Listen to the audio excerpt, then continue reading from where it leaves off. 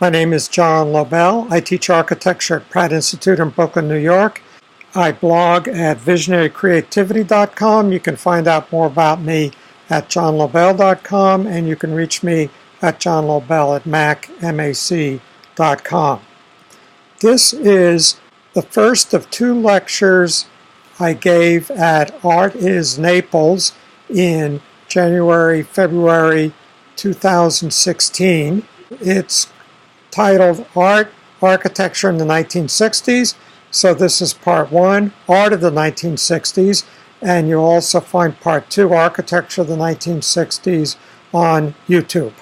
I studied at the University of Pennsylvania, worked for some interesting architects. One of them, we had a major Ford Foundation grant to talk about how to redo New York, totally hypothetically.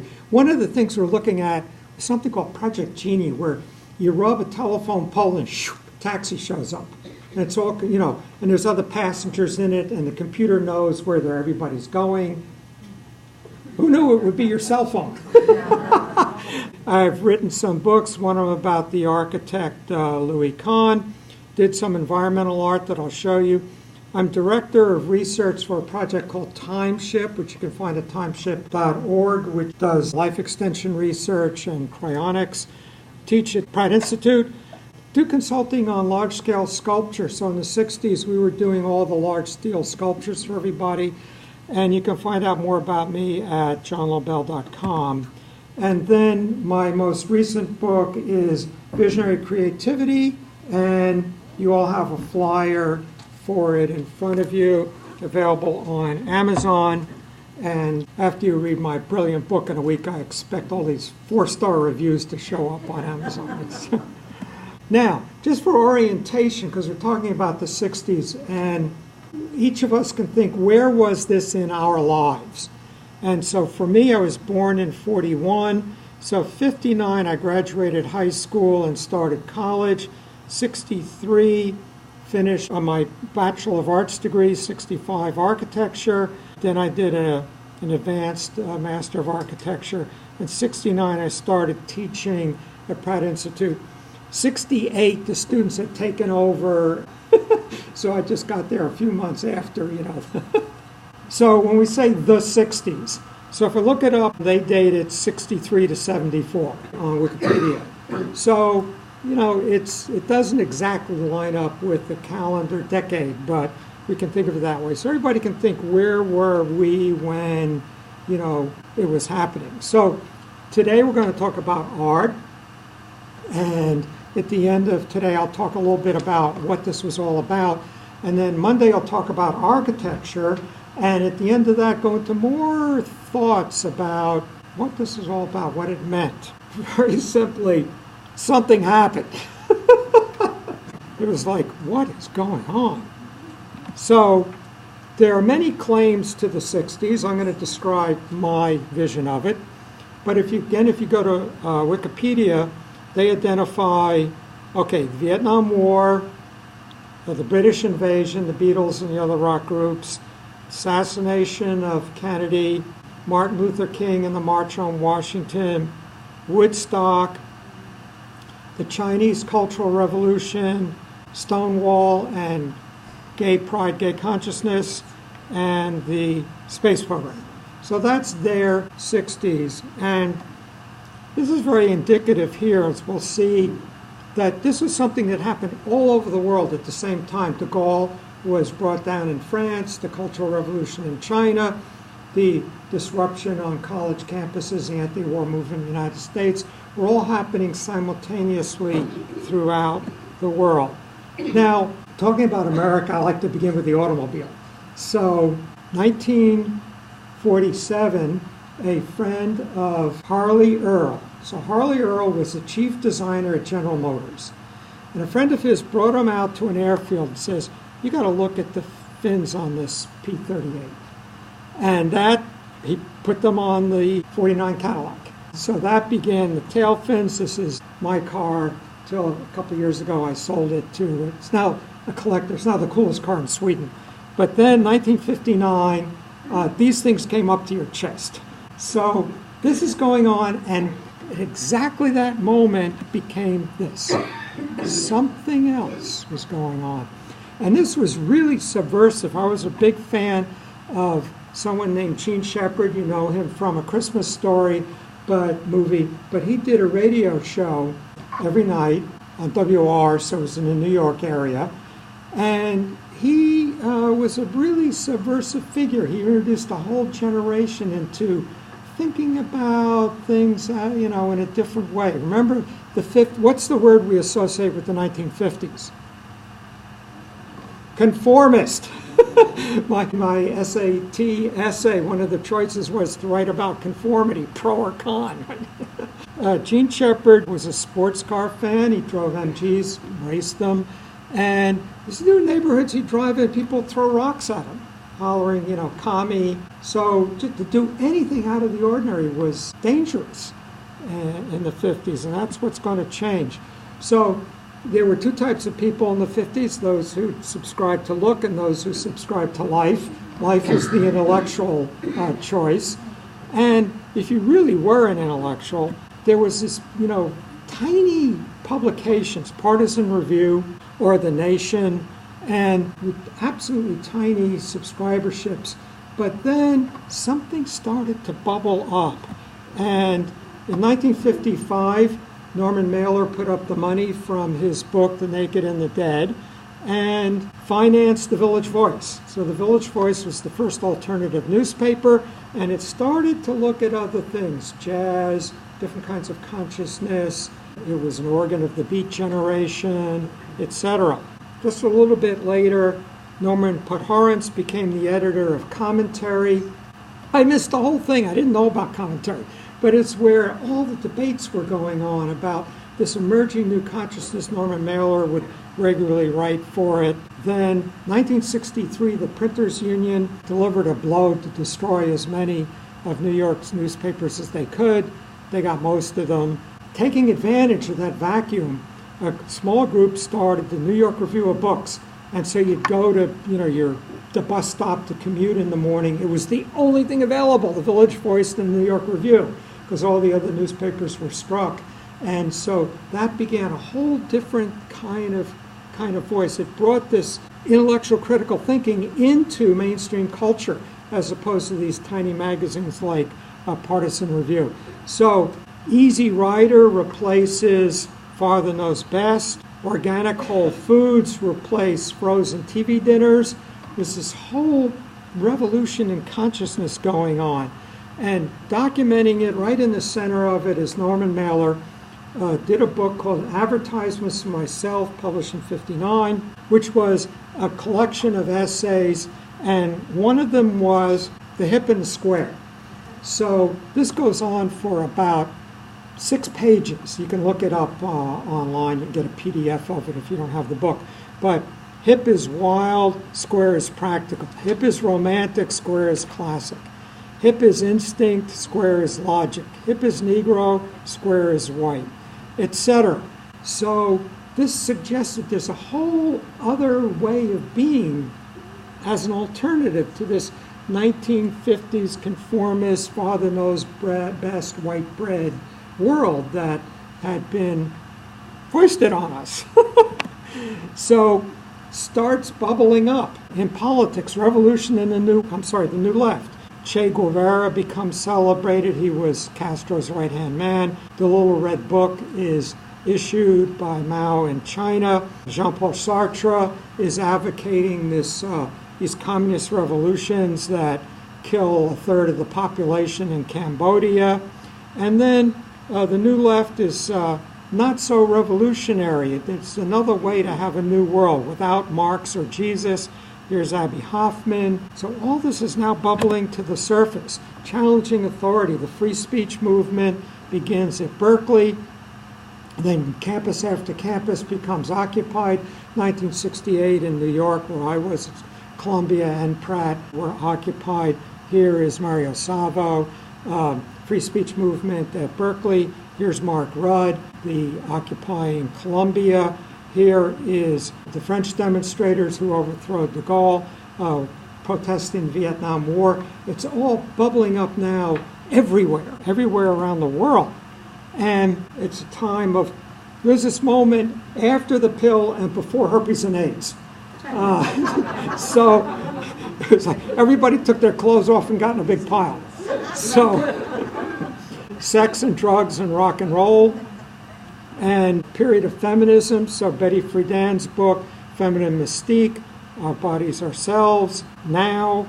New Age, people are meditating. They're doing it at Esalen Institute in Big Sur, on this magnificent land overlooking the Pacific Ocean. Interest in Buddhism and meditation. This is all documented in Aquarian Conspiracy by Marilyn Ferguson. LSD and psychedelics. So here's Ken Kesey and his merry pranksters in their bus driving around the country, accompanied by the straightest person of all time, Tom Wolfe, in his white suit, and documenting it, the electric Kool-Aid acid test, and then Timothy Leary, turn on, tune in, drop out.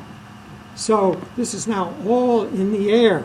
And so I start figuring, I'll be able to retire with my East-West Totem posters. So I buy all these posters, which are today worth about exactly what I paid for them. But anyway, this incredible psychedelic art is bubbling up everywhere. You see it in storefronts, in advertising, in art, in posters. They became the style of posters for the Fillmore, advertising their concerts.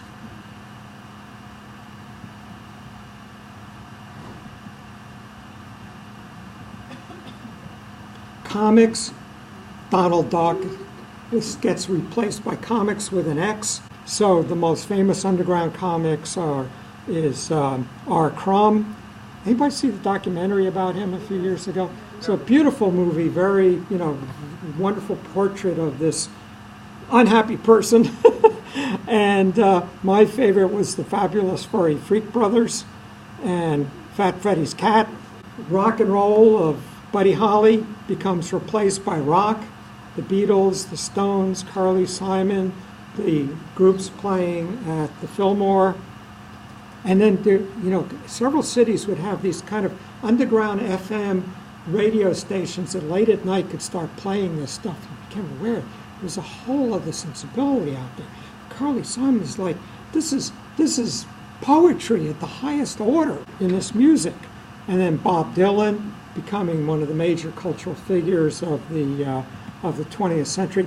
And the space program, which was important to this culturally because of this. Suddenly we could step off the earth and look back at it, and it's this big blue marble.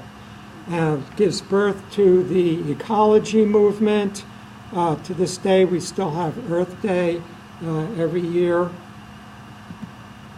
And then communes and free stores. There was this explosion of affluence, this post-war affluence, before governments and corporations reached in to grab all of it. It was like, you didn't have to work. People would take all their excess stuff and dump it at the free store, and you need anything, you went to the free store and picked it up. And there was a nexus of this in New York and San Francisco. So in San Francisco was Haight-Ashbury, their newspaper was The Oracle. In New York, our nexus was St. Mark's Place, and here we are running a pig for president, and our newspaper was the East Village Other, which was already an alternative to the Village Voice, which was to establishment. And then 67 was a summer of love. Everybody went to San Francisco and took their clothes off. And then 69, in 1 year, it opens with Woodstock. And then at Altamont, the Rolling Stones hired the Hells Angels as the bodyguards, unaware of what they were doing. They killed somebody, and it was like, okay, it's not fun anymore. So it already starts putting a damper in things. A whole new breed of books. So the most important one to me was Marshall McLuhan's Understanding Media, which led us to understand how television was altering, at that time it was television, and soon to be computers and iPods and all that kind of stuff. But it was altering the way we perceive things. In Herbert Marcuse, One-Dimensional Man, looking at the insidious qualities of advertising and unlimited, unfulfillable desires, leaving everybody anxious all the time. Chögyam Trungpa Rinpoche, one of my teachers, is the first Tibetan master to come to the West, and his book is Cutting Through Spiritual Materialism. Joseph Campbell was lecturing, had been retired from Sarah Lawrence, so he lectured at his wife's dance studio. Interesting the notion that mythology is alive in us today.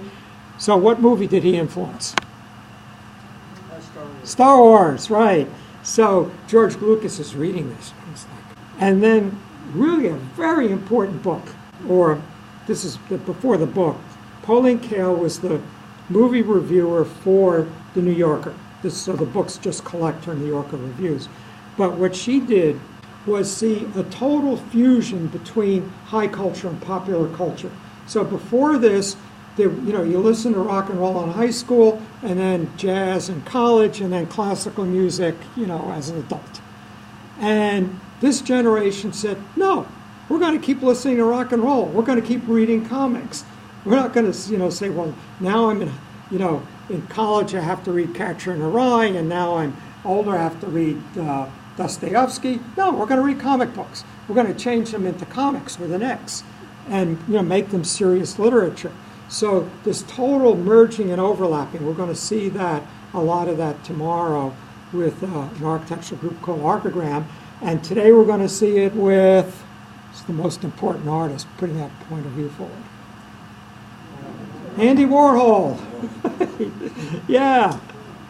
So now, if you're interested in this, no book can capture what I've been talking about because it was so much music and visual.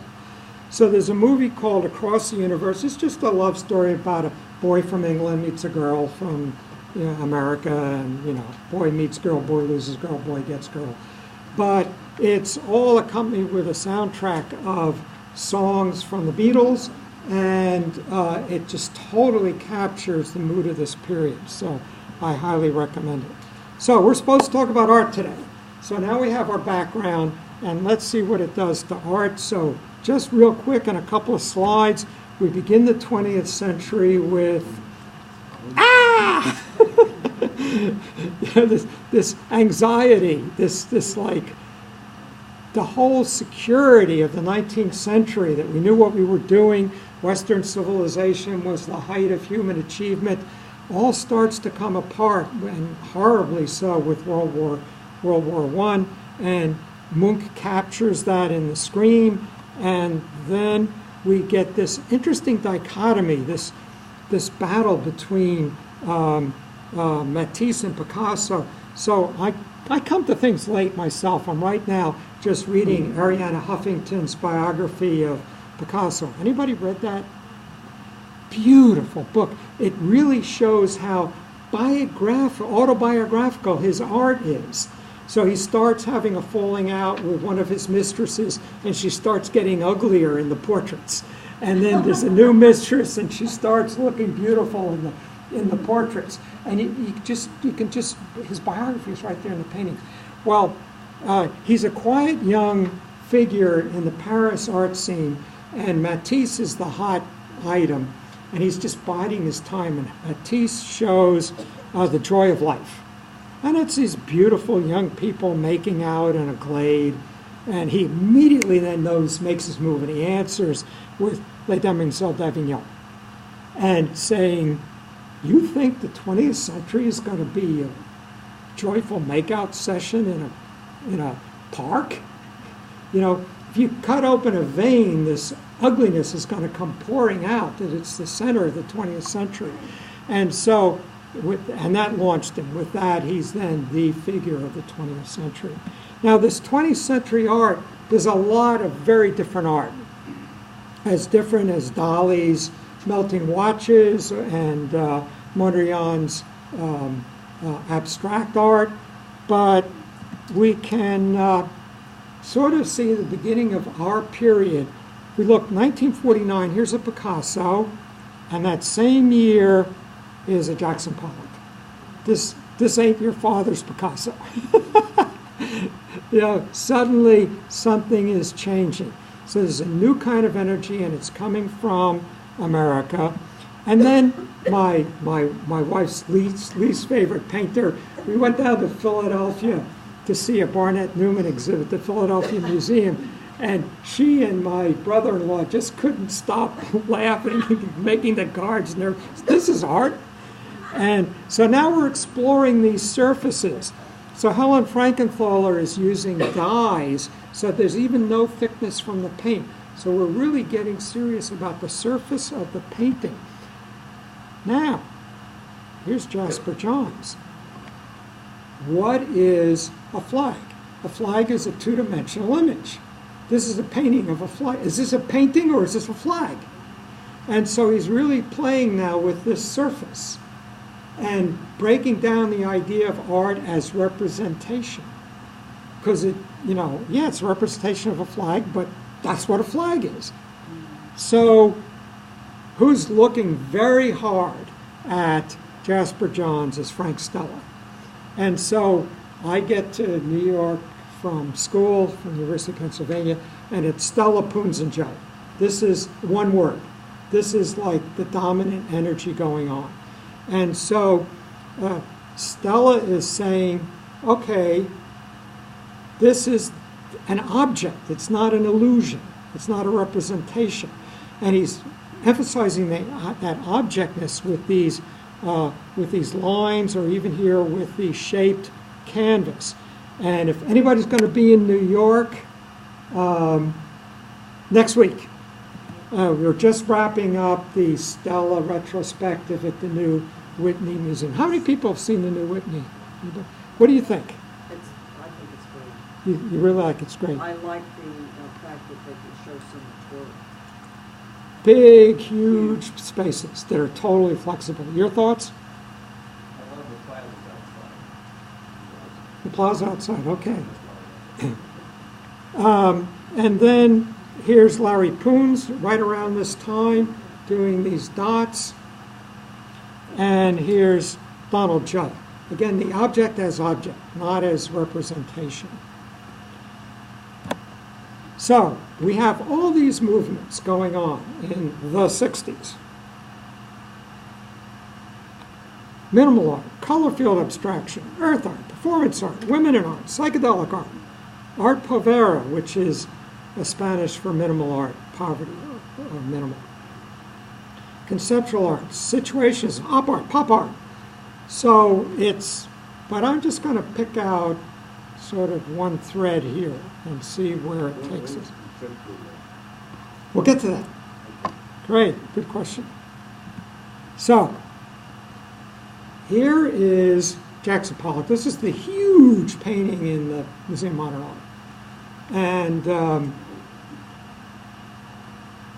revolutionary because, it's action art. He stands there with buckets and slops the paint on. And is this really so revolutionary? Do you see any big difference between Monet and Pollock? They're both painterly. In other words, this is what a painting should look like. It has these brownish tones, that we remember the huge controversy when they cleaned the Sistine Chapel because a couple of 500 years of soot had sort of made the thing look like Rembrandt, sort of dark and musty, and they clean it off and it's psychedelic. These brilliant orange colors, you can't do that. They didn't want to clean because they didn't want to admit that all the scholarship about it for the past 200 years had been based on soot. So this is painterly, it's what a painting should look like. And along comes, that ain't painterly. There's something else going on here. And this launches the 1960s, for me anyway. So, Andy Warhol, or Andy, life cut short by a botched hospital procedure. So, let's sort of think about, what this is all about. So this is Clement Greenberg. He's already a key critic in the 1930s, but he was the dominant critic in the 60s. So you wanted to be an important artist, you had to have Clement Greenberg's stamp of approval. And my sister married a young artist who was the most politically astute person I've ever seen, art politics. And he totally maneuvered his way to be a major artist, knowing exactly what steps to take, and which parties to go to, who to have relationships with, how to just maneuver this whole thing. And, at the point where you have Clement Greenberg, this is one more step and then I'm there. And then he moved through the right galleries. But anyway, back in 1939, Greenberg writes an essay, Avant-Garde and Kitsch. So he's putting down kitsch. Kitsch, using for raw material the debased and academicized simulacra of genuine culture. It's phony. Welcomes and cultivates this insensibility. It is the source of its profits. Kitsch is mechanical and operates by formulas. Kitsch is vicarious experience and fake sensations. Like bad TV series or something like that. Kitsch changes according to style, but remains always the same. Kitsch is the epitome of all that is spurious in the life of our times. Kitsch pretends to demand nothing of its customers except their money, not even their time. Now, what happens? 1964. This new intellectual figure comes onto the scene, Susan Sontag. I remember every time I saw a New York review of books on the newsstand with Susan Sontag, I'm like, grab it. Got to read everything she wrote. She's the Camille Paglia of her day. So she writes an essay, 1964, called Notes on Camp. So she's not going to use the word kitsch, but she says, camp is its love of the unnatural, of artifice and exaggeration. She's going to celebrate kitsch, which she's now calling camp, which takes us to Andy Warhol.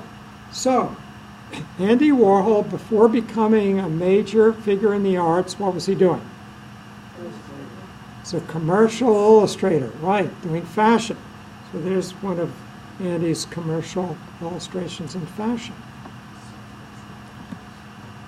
So here's one of my digressions. This is a kid named David Karp.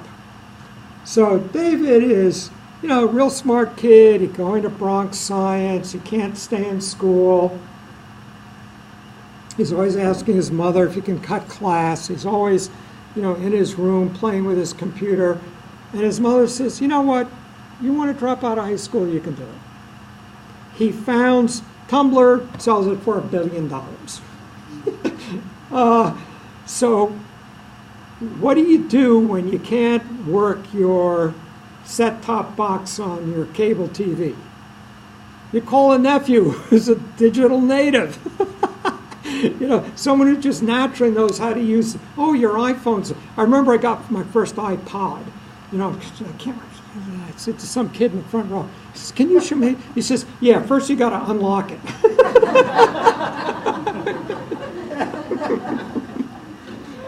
Andy Warhol was a popular culture native.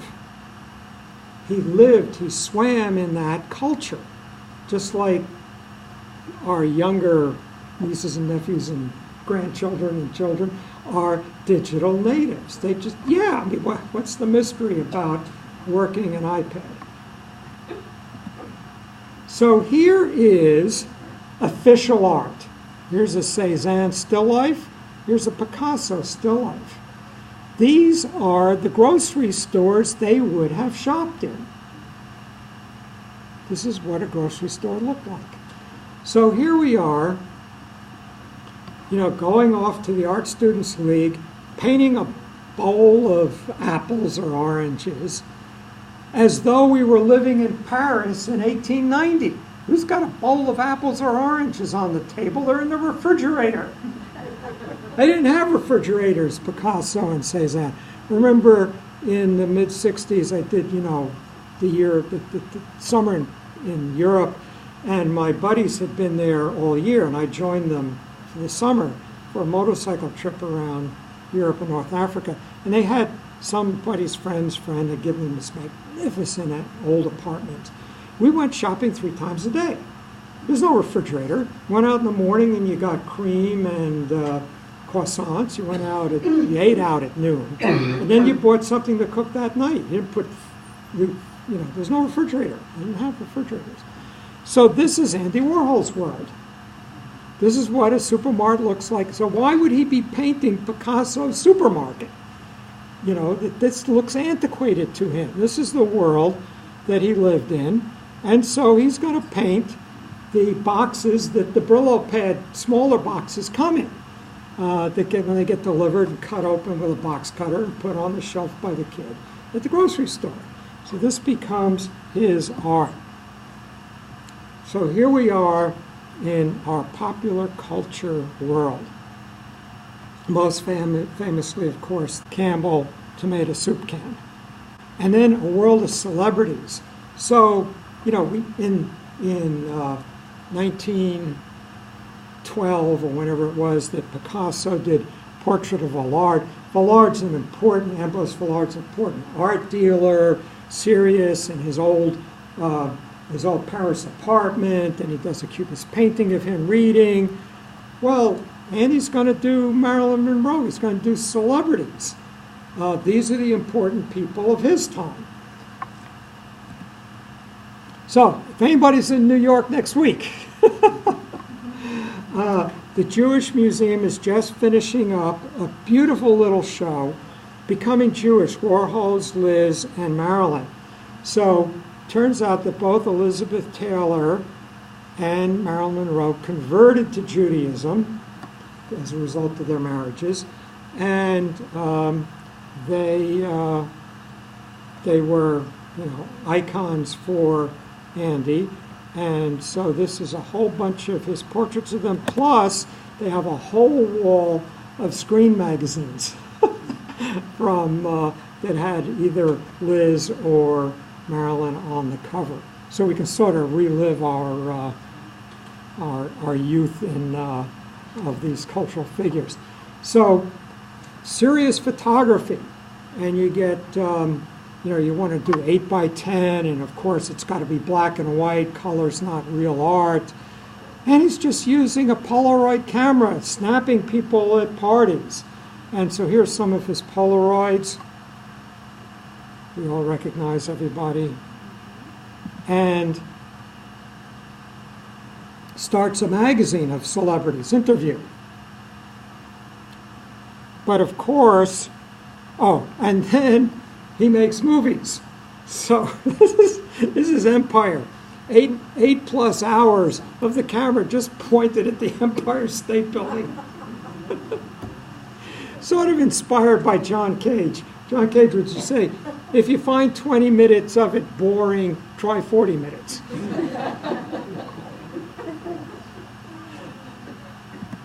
But his greatest creation was himself and the people around him.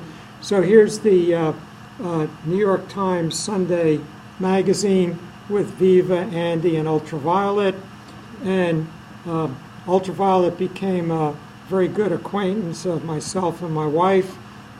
She just died a little over a year ago. And she remained beautiful. She was beautiful her whole life. And this is a piece about yay big in steel that I worked on the fabrication of, because I work in fabricating sculpture. I'll show you more of that. But if you're interested in this period, just a beautiful book. Boy, was she a good writer. Famous for 15 Minutes, My Years with Andy Warhol.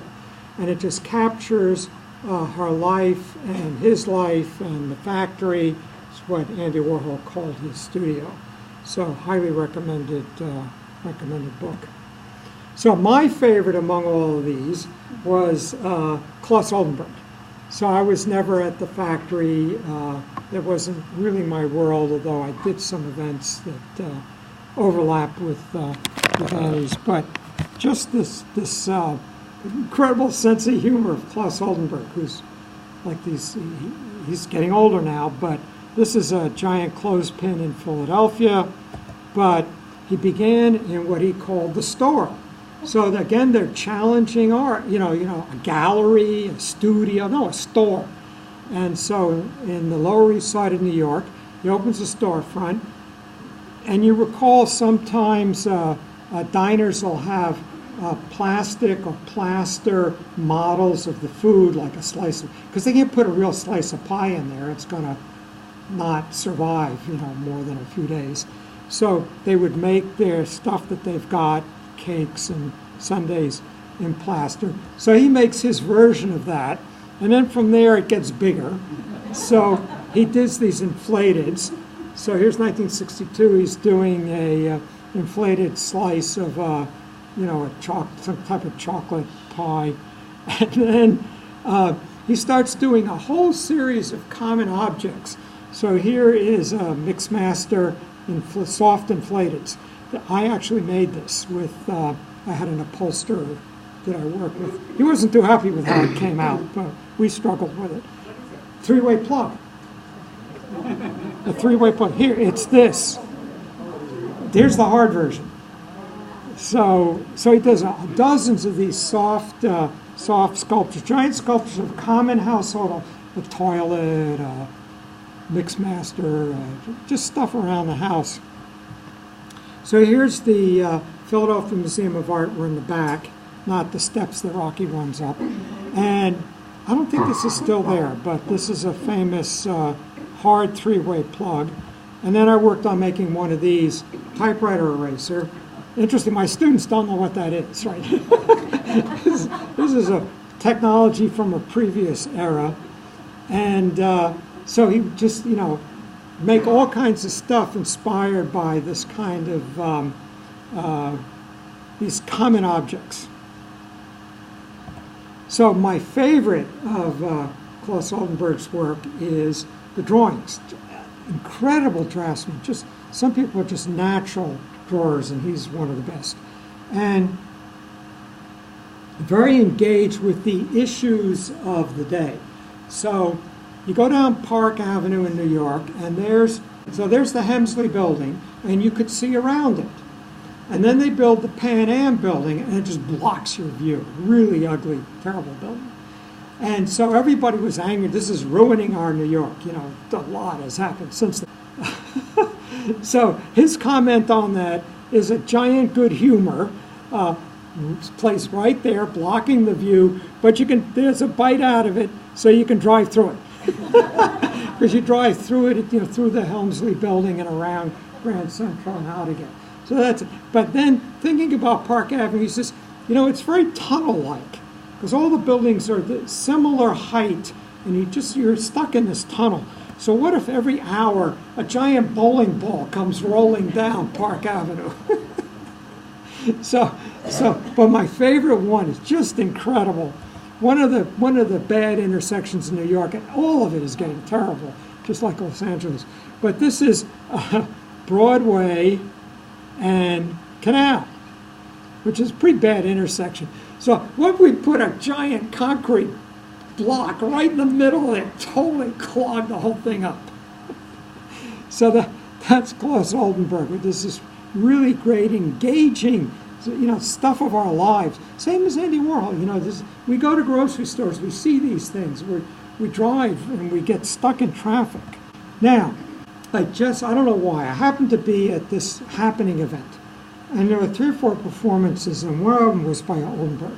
I was sitting in a small room, about 20 people, and 2 sections of chairs, and a wood plank between us. And so we're sitting there, and this totally nude woman, really beautiful, wearing only a blindfold, high heels, and carrying a purse, comes walking down that plank. So this was a happening performance done by Klaus Oldenburg, and the woman was Carolee Schneemann. who later taught at Pratt and got to know her. And then she said, why am I using my body for his art? I'm going to use it for my art.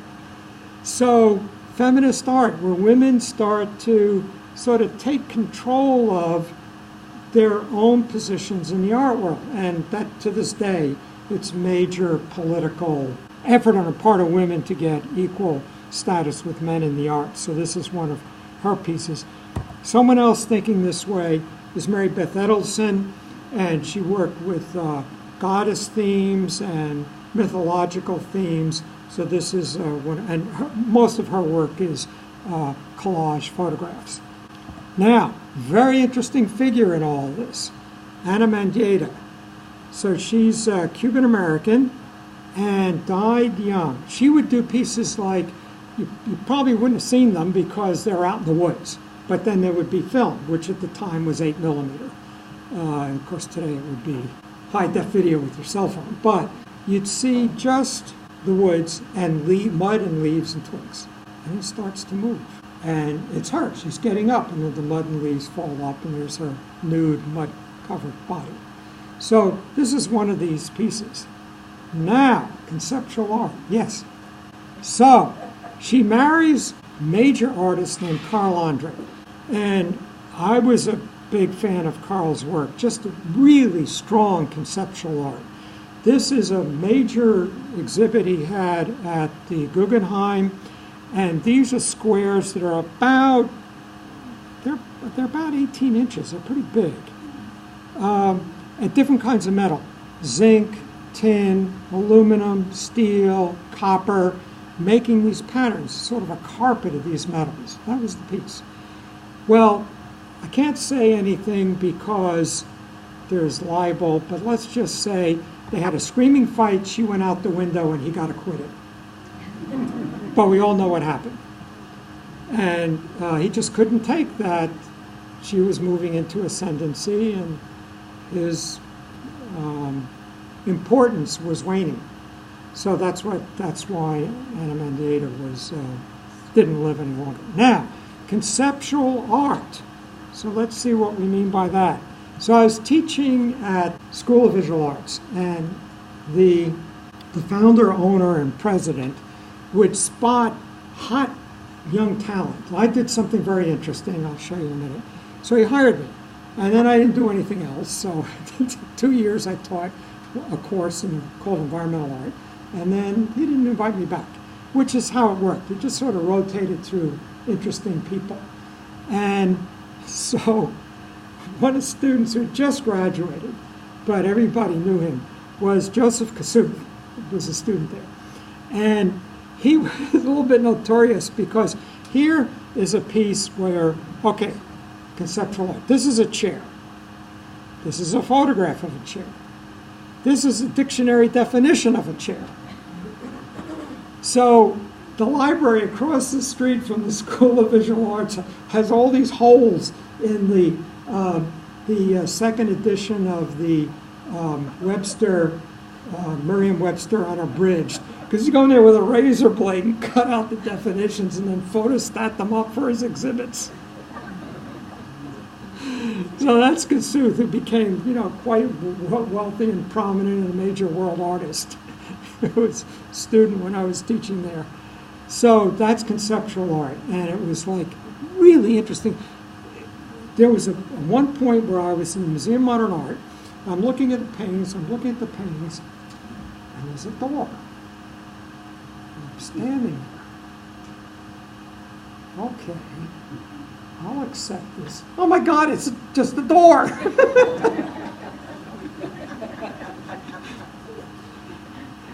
But, you usually don't have a door next to paintings in the Museum of Modern Art. So there's an organization called the Architectural League, and started doing what was then called environmental art. I did maybe the third or fourth major exhibit that in this new genre it was doing. And then I became the curator, and for 2 more years I arranged the shows. And we would have 3 TV networks at every one of our openings. And we were like blowing the Museum of Modern Art away. And every show had a budget of $5,000, including the poster and the publicity. But it was just, we just did such great stuff that it generated all that excitement. So being an architect, coming to New York, I said, these people are doing this stuff with architectural implications, but they don't think about how to handle space. So I did this thing where I put a diagonal grid on the floor with black tape. And then on every other square, I put an L-shape form made up of 2 doors. Just went to the lumber yard and bought a bunch of doors. And I made this world that was just mind-blowing because you absolutely could not figure out what was going on. People swore that there were mirrors in there. And there was a payphone up front. So when I was working in there installing this, it was a big deal. And the phone would ring, have to run this way and then this way and then to get to the front to get to the phone.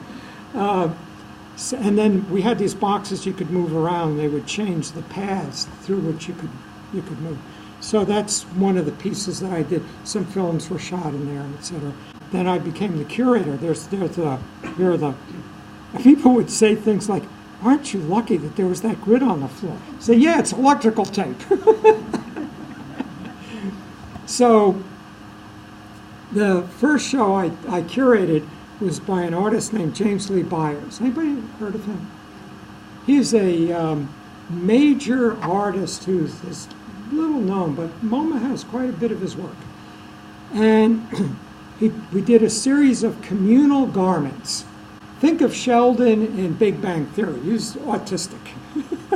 He was absolutely, things had to be this way. We printed a poster, and the return address was centered instead of hard left. Because at that time, the printer did the typesetting. Now you just do it yourself on the computer. And so this was the end of the world. We could not have this. So he had to take an ad.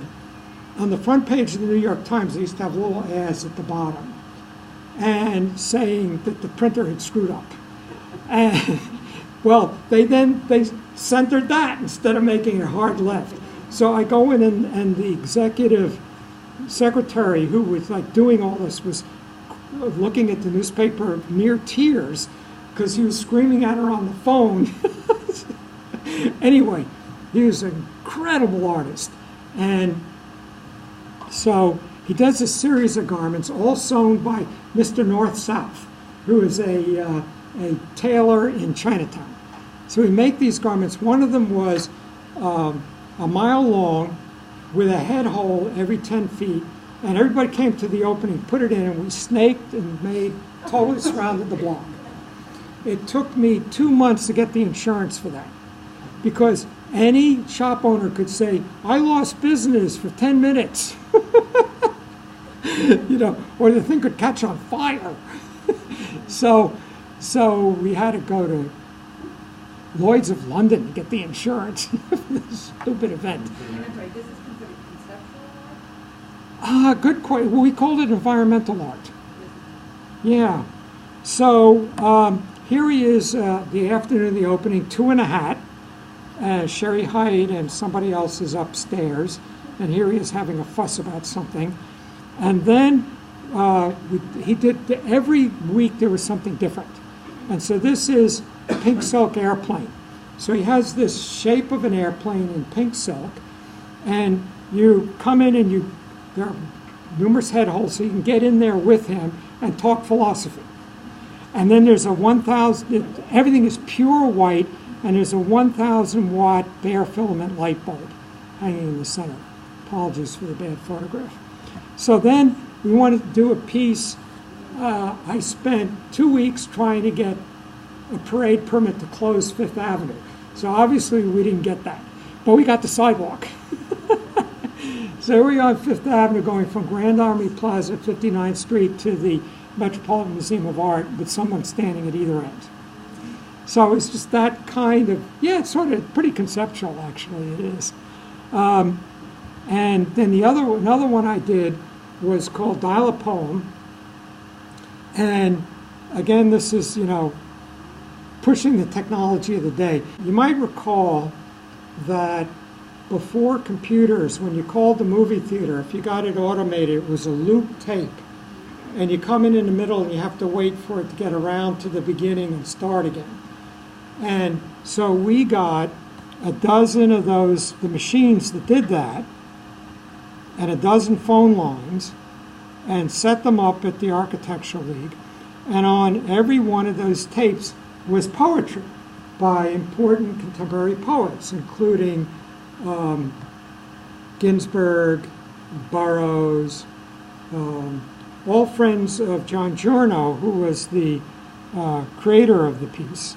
And we got written up in every magazine, literally in the world. I mean, New York Times, Vogue magazine, just senior Scholastic wrote it up, and every English teacher assigned their kids to call in the country. And so then I had to run around doing fundraising to keep this thing going. If it had been a 900 number, the phone company would have paid us. But we had to pay the phone company for these dozen lines. And at a million phone calls, the director said, okay, you made your point, shut it down. We're not paying any more money for this. So, and just sort of weaving this through the environment. So what are we to make of all this? What was this all about? We're going to talk more about that tomorrow, but let's start for now. And we all know what this is. Here's Duchamp's urinal, which is called The Fountain, 1917. So the story is that Duchamp sort of left Paris and came to the avant-garde scene in New York and was part of a gallery, future art-oriented gallery. And he was on the board, and they said, we're going to have a show, and we will exhibit anything that's submitted. Because the Paris galleries had been turning things down. They had to create the Salon de Refusé for the stuff that they wouldn't exhibit. We'll exhibit anything. He immediately leaves the meeting, goes to a plumbing supply on 5th Avenue and 9th Street, which is not there anymore, and buys a urinal, writes on it, R. Mutt, 1917, and submits it. So now what? So they decide they had to have it in the exhibit, because they had announced that. But they hid it behind a curtain. Anyway, it became one of the most important works of art of the 20th century. So here we are. So what was that about? So an artist has an intention. They want to convey an insight. They create something, usually requiring craft and aesthetic sense, but as we now know, not always, and place it where an audience won't counter it. A gallery, between the covers of a book, and a concert hall. An audience experiences the piece, sometimes with consternation. The work, the initial response of the audience, subsequent responses of that audience, responses of subsequent audiences, and ongoing evaluation by critics and historians reverberate through the years, decades, and centuries. Indian aesthetics is aware of that. And they say, well, when you see a play, what is your immediate experience? And then after it's had time to reverberate with your other experiences, then how does it impact you?